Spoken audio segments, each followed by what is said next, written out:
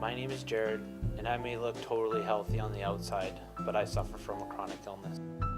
Jared was born with a kidney disorder, and it was diagnosed when he was 7 days old. And through that, he had a number of operations, 6, 7, 8 operations, just to assist him in living without dialysis or without a transplant. One of his kidneys did have partial function, and it sustained him until he was 11 years old. The kidneys perform many functions.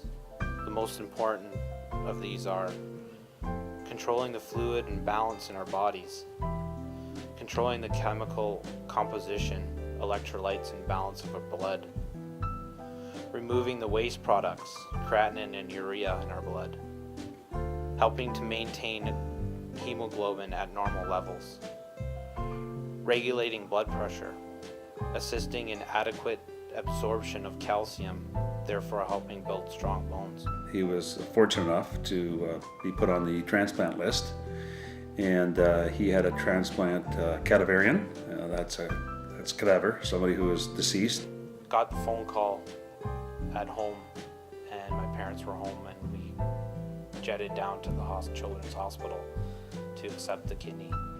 Well, we were given 4 hours notification, and if we hadn't responded within that 4 hours, the kidney would have been given to somebody else. So he started to feel poorly and differently, and so he went into the clinic and he met with his medical team, and they did some tests, and they discovered that the kidney was in rejection. And once they tried a couple of attempts to reverse it. It held for a couple of weeks, a month, but then it just got too far, and the kidney rejected. His second transplant, they started doing live donors transplants in British Columbia.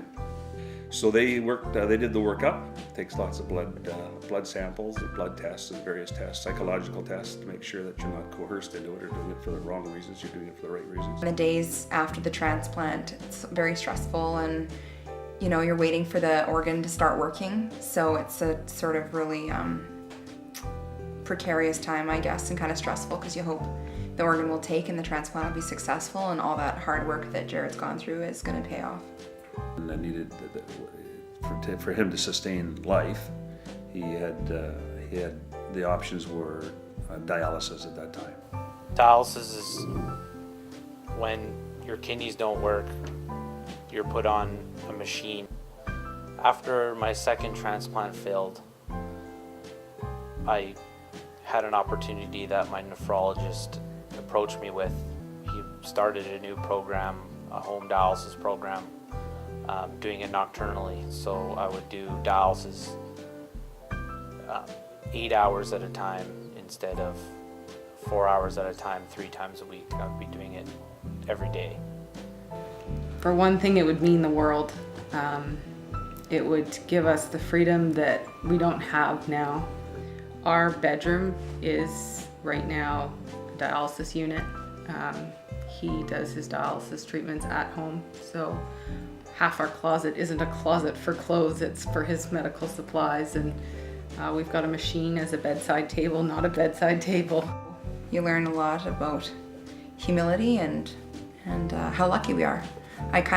Every time I'm having a bad day, I think, what, I don't have to hook up to a machine tonight just to live, so my day is not going probably nearly as bad as Jared's is. So if I could ask anything of people, it would be that if you do mean or intend to be a donor, that you double check the registry to see if you are a donor, and if you're not, take the time to fill out a card from your motor vehicle branch or contact the BC Transplant Society.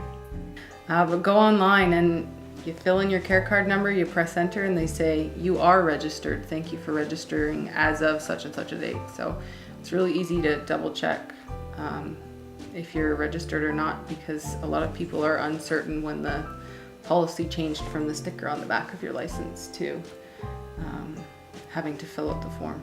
So